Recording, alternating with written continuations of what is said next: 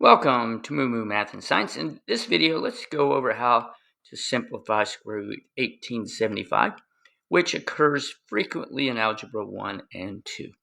Let's start with a factor tree. Since it ends in 5, I'm going to start with 5. So I know 5 times 375 equals 1875. Circle the 5 because it is prime. And now let's go again, ends in 5, so let's go 5 times 75 equals 375.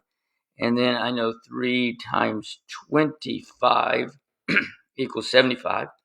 And then we have 5 times 5. So now we are down to all prime numbers.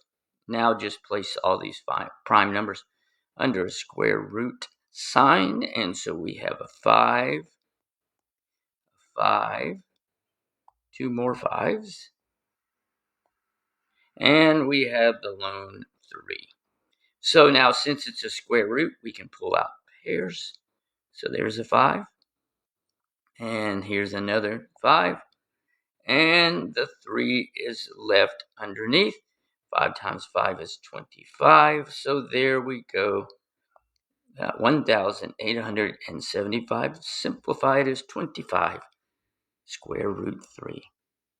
I hope that was helpful.